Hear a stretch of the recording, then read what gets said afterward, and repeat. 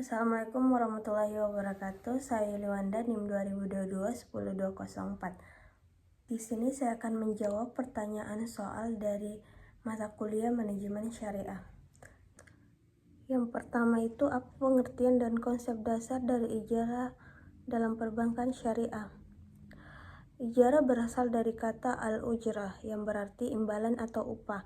Dalam konteks perbankan syariah, ijarah adalah akad sewa penyewa suatu aset, misalnya rumah, mobil, mesin, antara pihak penyewa atau mustajir dan pemilik aset atau mujir. Dalam perbankan syariah, ijarah menjadi salah satu produk pembiayaan yang digunakan untuk memberikan hak guna suatu aset dengan imbalan sewa yang disepakati. Konsep dasarnya itu yang pertama, kepemilikan aset tetap di tangan bank.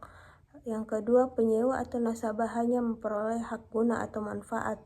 Yang ketiga, hak sewa atau ujrah harus disepakati di awal dan transparan. Yang keempat, setelah masa sewa berakhir, aset dikembalikan kepada bank, kecuali menggunakan skema ijarah mutahiyah bitamlik atau IMBT, di mana kepemilikan dapat dialihkan kepada penyewa. Yang kedua, mekanisme pelaksanaan transaksi ijarah dalam perbankan syariah, terutama pembiayaan kendaraan bermotor. Secara umum, mekanismenya meliputi beberapa tahap. Yang pertama, permohonan pembiayaan. Nasabah mengajukan pembiayaan kendaraan bermotor ke bank syariah. Yang kedua, analisis kelayakan dan persetujuan. Bank melakukan analisis kelayakan nasabah. Jika disetujui, bank akan kembali membeli kendaraan yang diinginkan nasabah. Yang ketiga, akad ijarah. Bank sebagai mujir atau pemilik dan nasabah sebagai mustajir atau penyewa menandatangani akad ijarah. Yang keempat, serah terima kendaraan. Kendaraan diserahkan kepada nasabah untuk digunakan, sementara kepemilikan masih di tangan bank. Yang kelima, penyewa sewa pembayaran sewa. Nasabah membayar sewa bulanan sesuai perjanjian. Yang keenam, akhir masa sewa. Yang pertama, jika menggunakan akad ijarah murni, kendaraan dikembalikan ke bank. Yang kedua, jika menggunakan ijarah mutahiyah bitamlik atau IMBT, aset dapat dimiliki nasabah dengan akad jual beli atau hibah setelah pembayaran berakhir. Yang ketiga itu, keunggulan dan kelemahan konsep ijarah dalam pembiayaan kendaraan bermotor versus metode konvensional. Ijarah memiliki keunggulan sesuai syariah atau bebas riba, pembayaran tetap dan transparan, mengurangi risiko overfinancing.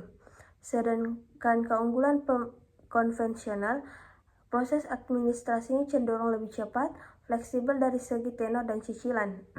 Kelemahan dari ijarah, tanggung jawab kepemilikan pada bank atau perawatan aset. Biaya perawatan bisa lebih besar bagi bank. Kelemahan konvensional, mengandung riba atau bunga, risiko bunga naik turun. Yang keempat, pengelolaan risiko transaksi ijarah atau pembiayaan kendaraan bermotor. Beberapa risiko dan cara mengelolanya. Yang pertama, risiko kepemilikan aset. Bank menanggung risiko kerusakan kendaraan kecuali akibat kelalaian nasabah. Bank perlu memiliki asuransi kendaraan atau takaful untuk mitigasi risiko. Yang kedua, risiko kredit atau kemacetan pembayaran. Bank melakukan analisis kredit yang ketat, meminta jaminan tambahan, dan menerapkan monitoring pembayaran. Yang ketiga, risiko nilai aset turun. Bank biasanya menggunakan harga pasar wajar atau fair value dan memperhatikan depresiasi kendaraan. Yang keempat, risiko hukum. Bank memastikan semua akad sesuai syariah dan regulasi yang berlaku atau DSN, MUI, dan OJK. Yang kelima, tanggung jawab etis bank dalam pelaksanaan ijarah. Dalam transaksi ijarah, bank syariah harus menjaga etika bisnis dan keadilan sebagai berikut. Yang pertama, transparansi.